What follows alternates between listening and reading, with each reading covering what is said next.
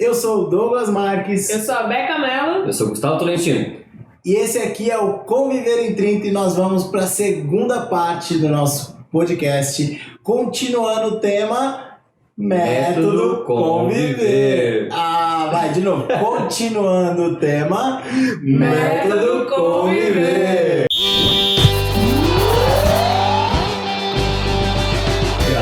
Agora foi. Show de bola. Aqui é assim, não tem cortes, o negócio é ao vivo mesmo. Quem sabe faz ao vivo. Quem sabe faz ao vivo. E show, a gente deu uma compilada, fizemos aqui uma introdução do porquê da existência da Conviver, porquê da existência do método Conviver, mas agora é a hora de falar diretamente, poxa, o que é um método Conviver, né? Quais são os pilares, como que as coisas acontecem dentro do método e principalmente acho que as transformações que nós já vivenciamos aqui através desse método. Acho que isso é muitíssimo importante. Acho que é o ponto principal, são as transformações. Acho que de nada serviria todos os pilares se isso não gerasse uma transformação, como a Beca disse no primeiro episódio, né? A principal missão da Conviver é transformar vidas.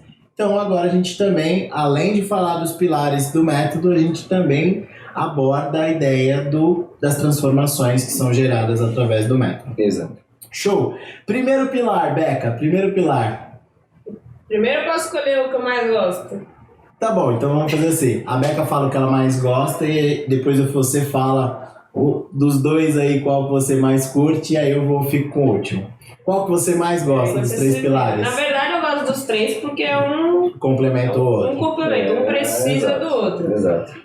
Mas eu gosto de falar muito sobre as competências socioemocionais. Sacanagem. Show! Que é o primeiro pilar, é a base do método, né? O que nós ensinamos aqui.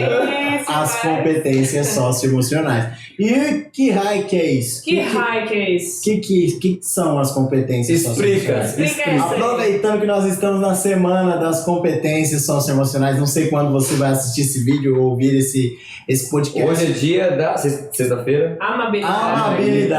Eu só quero ver o que vocês, alunos, resolveram escrever pra gente. Só quero ver. Olha lá. Surpresa. Não esquece, semana que vem, olha, treino, vocês vão ver. Show de bola. Seguinte, o que são as competências? As competências socioemocionais nada mais é do que as emoções, sentimentos que a gente sente no dia a dia, né? Então, ansiedade, coragem, alegria, tristeza, medo. Então, essas são habilidades, são competências socioemocionais. Então, eu vou destrinchar aqui, né, nas macro habilidades, nas 5 competências, para conseguir explicar um pouquinho melhor. Porque acho que isso que você falou são os sentimentos, né? Sentimentos. E esses sentimentos estão dentro das competências, né, de fato. Então, são 5, trinchadas em 5. Eu vou falar uma de cada vez pra gente não se perder. Então, a primeira é a extroversão, né? Então, a extroversão, ela é o contrário da introversão. A extroversão é certo, a introversão é errado? Não. Tem pessoas extrovertidas, tem pessoas introvertidas. Dentro dessa extroversão ou dessa introversão, existe esses sentimentos, essas emoções. O extrovertido, que a gente tem 3, né? E olha que não. Vocês consideram o quê? Extrovertidaço. E você? Então tô bem. Você é demais, né, Você além da extroversão. Extroversão mais se tiver uma palavra depois de extroversão, é o Gustavo. Tá bom? Eu me considero introvertido. Sério? Tem que discordar dessa vez. Porque olha só, vamos parar pra pensar aqui. Extroversão e introversão. O introvertido não quer dizer que ele é tímido, que ele é fechado, mas ele tende a ter uma preferência em se relacionar com ele mesmo, internamente, e não com o mundo externo. Eu, de verdade, eu faço muito esforço às vezes para me relacionar com o mundo externo. E faz bem, viu? Mas não é algo de verdade, na grande maioria das vezes eu prefiro comigo mesmo. Por mais que eu tenha essa facilidade em experimentar, que é o que a Beca sugere muito, né, de experimentar a extroversão, eu me considero, na grande maioria das vezes, é uma pessoa que gosta de ficar aqui dentro. E é legal essa reflexão, porque eu acho que ninguém é totalmente introvertido e totalmente exato. Tem momentos. Tem uma predominância. Exato. Tem um momento. Tem meu momento. Eu me considero extrovertido, eu também. Mas eu tenho meu momento de. Eu preciso do tempo. Me deixa. Tenho, com certeza. E que é importantíssimo, né? Porque a pessoa que é extrovertida e que nunca experimenta o lado introvertido, talvez ela não pra analisar o ela, né? O eu, né? Esse, como é que eu tô? Como é que eu estou? Será que eu falei de um jeito que chateou a outra pessoa? Será que eu tô expondo as outras pessoas? Enfim, de uma maneira que não é legal, que não é positiva. Essa autoanálise só acontece quando você se experimenta o outro lado. Exato. E a extroversão vou falar o que é, né? O que faz parte dela, quais são as emoções. Então, como ele falou, de expressar externamente. Então, estou num ambiente aqui, eu estou expressando, então estou comemorando. Claro, tem a comemoração interna, seguir, né, que é o do introvertido, comemora ali, tá super feliz, mas só se fala. Tá aqui, ó. Cadê, né? Tá feliz o extrovertido mesmo? Olha pro introvertido comemorando e tá assim, comemora. A gente ganhou, e o cara tá aqui, ó. Vibrando por dentro, né? E o extrovertido tá aqui, caralho! Porque o cara extrovertido externo. Vocês perceberam, né? Eles comemorando, olha a diferença. Eles comemorando e eu aqui no meio assim, ó. Legal. Vamos lá.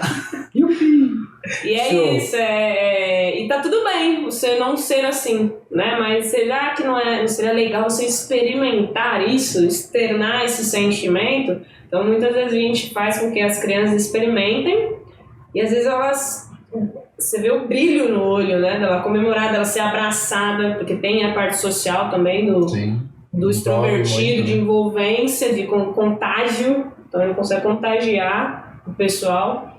Então esse é uma das macro competências, né? A extroversão, a coragem, né? Tudo isso. Aí a gente vai fazer a ordem da semana.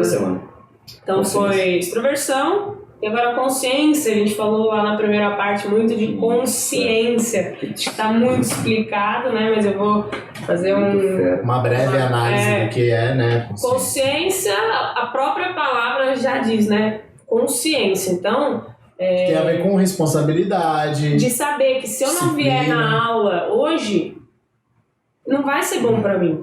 Porque eu vou perder uma aula e depois eu só volto semana que vem. Então, ter consciência de que eu preciso fazer isso hoje é ter consciência, né? E é louco, porque assim, quando a gente fala consciência, os pais, na grande maioria das vezes, falam assim, é legal. Mas quando a gente comenta as competências, né? Você fala disciplina, responsabilidade, organização. Aí tudo eu quero muito, porque meu filho é desorganizado, é bagunceiro, guarda brinquedo, não quer ter rotina, não tem horário, ele quer tudo no horário, quando ele quer e como ele quer. E isso é uma macrocompetência importantíssima, né? Fundamental. Por isso que a gente está aqui destrinchando, explicando o que envolve a consciência, né? Então tudo isso, responsabilidade, disciplina, né? Se você fosse falar dentro do esporte, se vocês fossem citar momentos dentro do esporte onde nós, aqui na Conviver, trabalhamos de maneira consciente a consciência.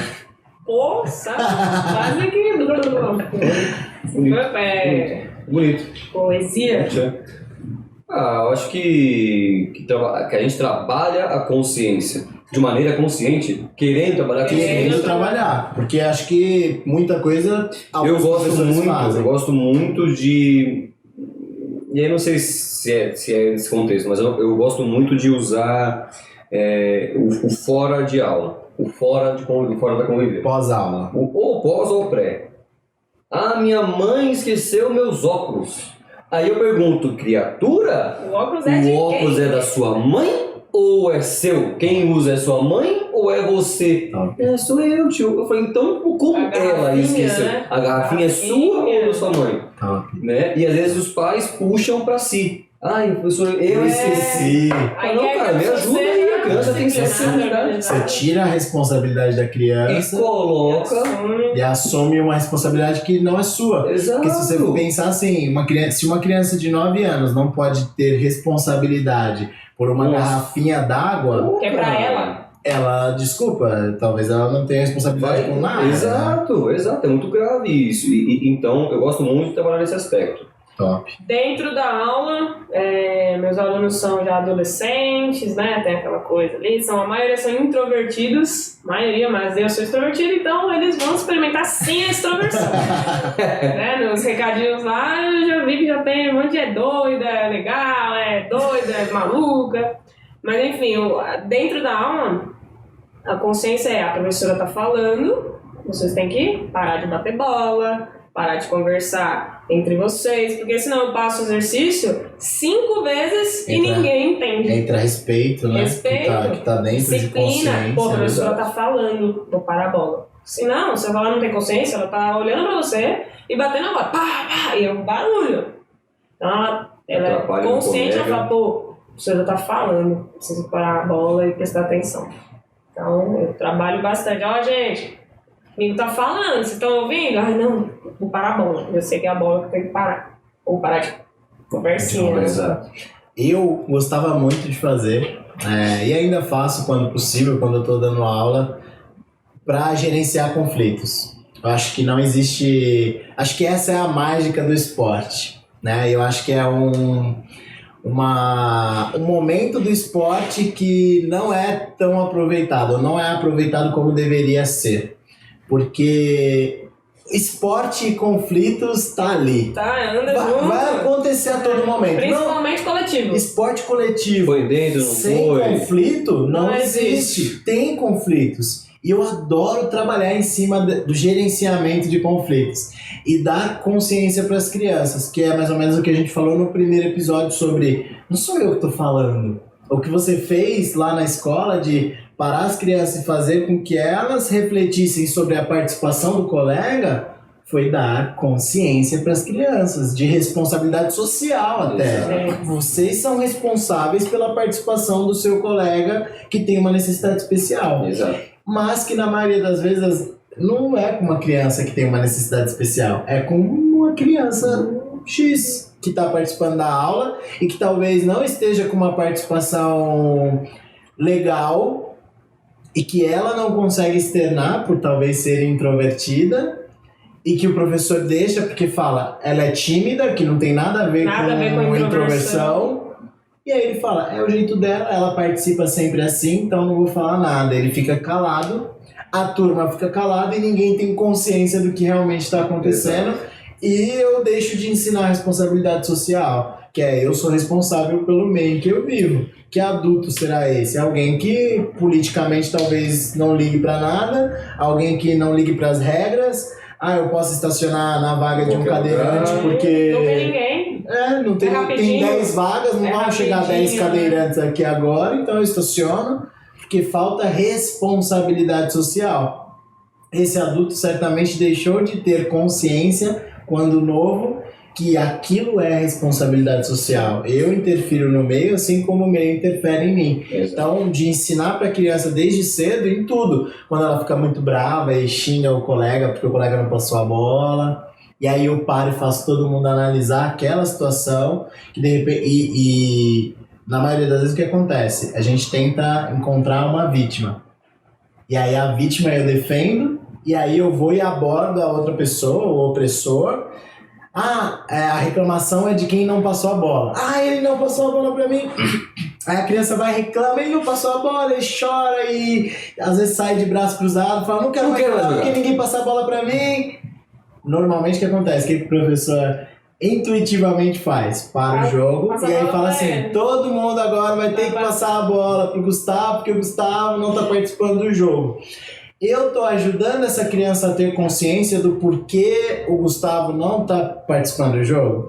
Será que o Gustavo, recebendo a bola de todo mundo, ele tá tendo consciência do porquê ele não estava participando ativamente do jogo?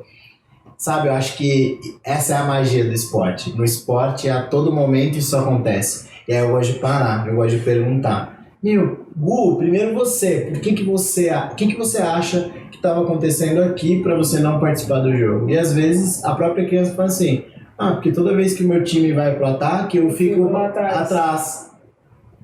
Não. O ataque Acabou, resolvido. E aí, responsabilidade, é o que a gente fala de ser causa aqui na Conviver, né? Eu bato no peito e entendo que, caraca, eu não estava participando porque eu não estava num lugar onde eu poderia estar em condições de participar do jogo. Logo, se eu quero participar do jogo, eu tenho que me posicionar em um outro lugar. E aí eu mostro para os outros, show, se o seu colega não estava bem posicionado e ele não está participando do jogo, seu time tem um a mais ou um a menos? A menos. Um a menos. E não é um time, aí você dá responsabilidade para todo mundo, eu não isento ninguém, eu não crio vítimas. E eu mostro pra aquela criança que vitimismo é ruim. Não existe. Não tem por que eu criar uma vítima. Né? Vamos pra solução, foco na solução. Estimula a autoconsciência. Acho que isso é mágico no esporte, né? E dentro do método, isso é muito rico. Acontece a todo momento. Show, mais um. E aí mais o próximo, abertura a novas experiências. Isso é top. E essa o professor Gustavo é bom, né? E aí eu ia falar isso agora. Foi na quarta-feira, né? Meu Deus. Ele pegou a turma de vôlei. Adolescentes. 14, 15 anos. Aqueles que não querem, que só querem ir lá e fazer o que tem que fazer. O vôlei, que eu vim jogar vôlei, vou jogar vôlei. Não vou fazer outra coisa, jogar vôlei. E aí ele me faz uma roda cantada da tia Mônica. Certo? A tia Mônica. E aí eles têm que fazer o yupi, não sei o que lá. Não sei. No começo eles estavam assim, né? Duro. Nem cantando. Duro de máscara, você não vê nada. Não sei o que. Daqui a pouco, tava todo mundo rindo. Eu tava rindo de fora. E o Gustavo é dançarino, né? Dançarino, deu uma isso, um adendo, Gustavo, professor dançarino. Imagina. Pode conviver. Então, é isso. E não é obrigá-los a experimentar. Foi, gente, o aquecimento é esse, vamos fazer. Vamos lá. E foi. E fluiu. Experimentar, né? E foi show de... bichinho correram. Aqueceram. O objetivo era aquecer e fazê-los experimentar alguma coisa nova. Objetivo concluído com sucesso. Check. E quem não quer, né? Que pai que não quer, né? O filho aberto a novas experiências. Quantas vezes os pais falam, filho, puxa, vamos em tal lugar que vai ser legal. E não quero. Filho, vamos experimentar aí no parque. E para pra pensar uma coisa bem simples. Você vai num restaurante, num fast food. Cada dia você pega um lanche, você sempre pega o mesmo lanche. Por quê? Porque você tem medo de que o outro não vai ser tão bom quanto aquele. Exato. E não, cara. Você experimentar os falam, puta, gostoso. E se não for bom, tá tudo bem. Eu vou pro próximo. Então, na próxima vez, esse aqui eu não peço. Nesse caso, toma cuidado com as pimentas, gente. Cuidado com a pimenta. Olha, só não coma pimenta. Perguntem o que tem no lanche. Não seja como um comunicador. Ou tapa o olho e vai. E dentro do esporte isso acontece também. Por que o menino não pode experimentar a ginástica? Não. Né? Que aí entra no que a gente falou no primeiro episódio. Ou até o balé. Ou até o balé, por que não? E porque... Bailarinos. O bicho fica forte pra burro, bicho. Os caras, se não fosse o bailarino, a bailarina não fazia diversas coisas. Exato. Né? No ar e tal. Aqui teve um exemplo, não sei que semana que foi, o menino veio com a irmã agendou a aula pra ginástica e entrou. Aí a gente fez assim, mas você não quer? Aí ele, então por que você não vai?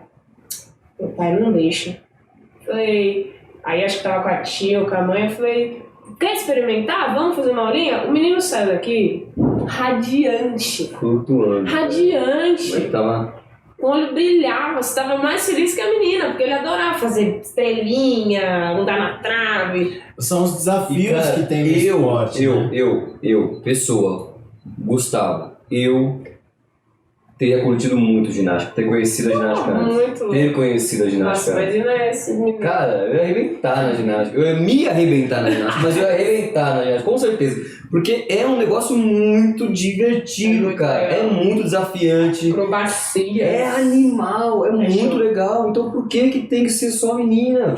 Por que tem que ser só a menina pra fazer? Porque tá vendo colã, usar colã, né? É colã. O colãzinho, só por causa do colã.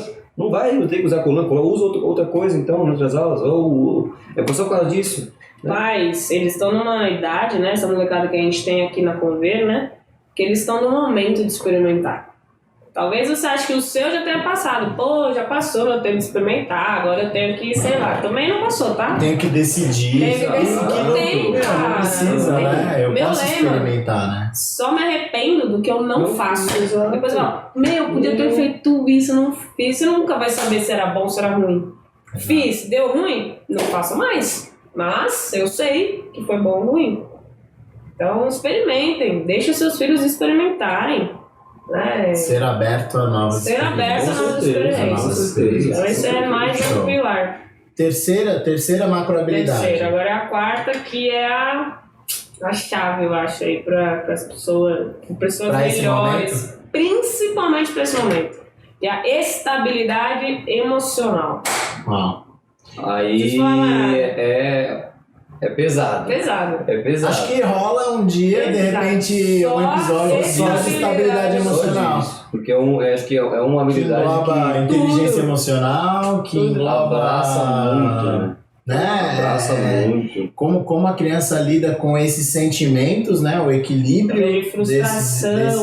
desses pode ter frustração, pode estar triste, pode estar com raiva.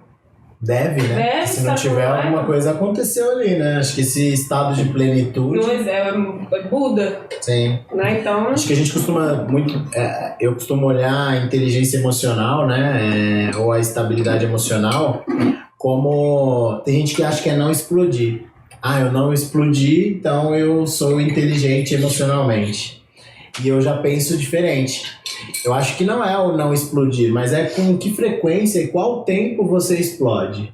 Enquanto você demora... Será que é muito rápido? Normal. Exatamente. Aí depois que explode, acho que todo mundo já foi no fundo do poço em algum momento da vida. Todo mundo. Com certeza. Mas quão fundo você vai? Depois de explodir, normalmente você vai no fundo do poço. Quão fundo você vai? Qual é a profundidade? E quanto tempo você demora para voltar?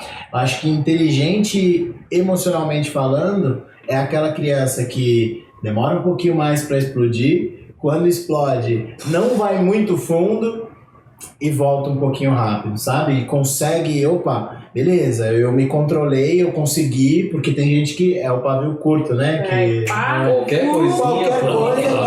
E aí eu fico mal, aquilo acaba com o meu dia, eu fico, sabe, no dia seguinte eu acordo mal, porque eu ainda tô remoendo aquilo. Então, além de eu explodir muito fácil com qualquer coisa, eu fico muito mal com aquilo acaba com a minha semana. E eu demorei uma semana pra voltar pro meu estado normal. De repente você fala, caraca, meu filho é pavio curto.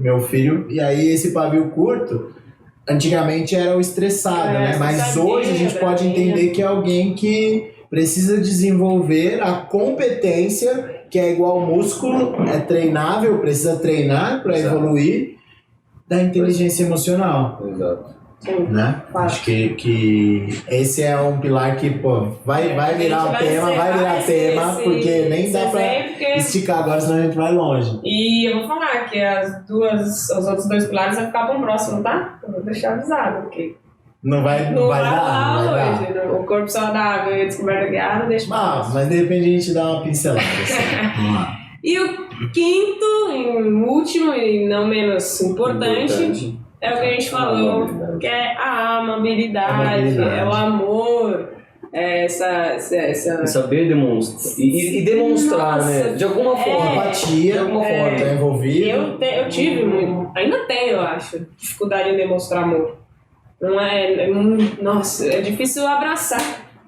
Às vezes eu paro e penso, nossa, tinha que ter abraçado aquela pessoa. E volto no outro dia e falo, não abraço, não dei ontem. O arrependimento. Porque eu me arrependo do quê? Porque eu não fiz. Mas eu tenho o quê? Consciência.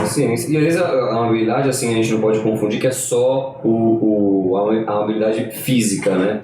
Não. Acho que gosto da empatia, eu acho que é uma das competências que é mais importante, para de julgar. Tá no top 3 pra mim. Tá no top 3 pra mim. Empatia. O mundo precisa de empatia. Você, pai, precisa ter empatia com seu filho com você. O mundo precisa de empatia. O professor precisa ter empatia com aquele aluno que chega aqui o único da aula, que chega aí debaixo de chuva, e aí o professor fala assim, meu, que bom que você veio, achei que eu ia ficar sozinho aqui nessa noite chuvosa, e o menino ele veio, chegou atrasado, a mãe desesperada, você fala, meu, que bom que você veio, pronto. Ou até mesmo com, caraca, será que a sua aula que você tá montando, ela tá atingindo todo mundo? E às vezes você, professor, fala assim, mas a aula tá top, e aí você passa 1, 2, 3, 4, 5, 10 semanas dando, né, evoluindo aquela sua aula, pensando que você está dando o seu melhor, mas aí a todo momento, talvez você não parou para pensar assim, eu sei que isso aqui é o meu melhor, eu sei que isso aqui é o melhor, mas será que está sendo para todos o melhor? Isso é parar para analisar. Será que todo mundo está se envolvendo da maneira como deveria? E não é fácil. Não é fácil. É uma baita você tem que ver, e os pais uma baita fora missão. estão olhando cada um. É uma baita missão. Primeiro porque aí entra a empatia também do pai, né? O olhar do pai é micro, filho. né? O pai não olha o geral, ele olha, caraca, quantas vezes o professor falou com o meu filho? Quantas vezes o professor pegou no meu filho? Quantas vezes ele orientou meu filho? Por que ele não orientou aquilo que meu filho fez, que eu acho que aquilo ali estava errado, aquele movimento? E o professor é uma visão muito mais macro e abrangente, né, do contexto aula, e que nem sempre a gente tem que encarar a aula como evolução individual. Sim. Mas às vezes a evolução ela é coletiva, e o objetivo da aula, de repente, por mais que tenha o envolvimento técnico e motor físico da aula, tem um fator importante, que é o fator coletivo, né? E às vezes pavio curto não foi pavio curto hoje. Naquele dia. Pronto. E a aula tá feita. Pronto. Você fala, atingi meu objetivo. Só que isso não é visível para todo mundo, principalmente para os pais, porque eles não entendem o que está acontecendo. Por isso também um pouquinho desse compartilhamento do que do que são as aulas na Conviver, que muitas vezes vocês vão enxergar aquilo de uma maneira muito superficial e talvez não seja atrativo o suficiente. Superficialmente falando, é uma aula comum e que talvez ao seu olhar fique aquém. Porém, se você parar para analisar e enxergar tudo isso que nós estamos falando, você vai começar a observar que talvez tenha uma criança naquela aula que era extremamente agitada e a aula foi conduzida de uma forma para que aquela criança se acalmasse, respirasse. E acho que um aspecto que é louco, que aí as pessoas talvez não percebam, é que isso que a gente está conversando, né, que foi transformado em método, teria, na minha concepção, teria que ser, na cabeça dos educadores, algo básico, né?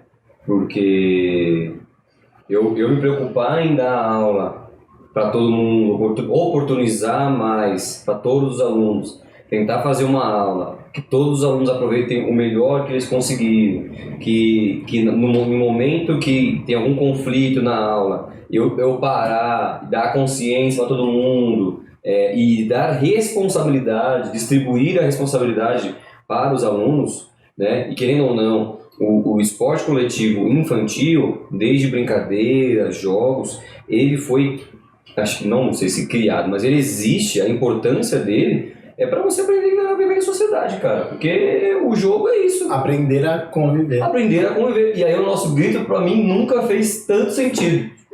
Sensacional. Bora aprender a conviver. Por isso que até os adultos, quando vão fazer aula aqui, eles fazem um grito de guerra no final. Que para mim não é um grito de guerra, é um grito de conquista. Entendeu? Show. Né? E é louco isso, que às vezes a gente não percebe. E esse feeling que você acabou de comentar, que às vezes os pais não observam, não percebem, é por conta disso, porque...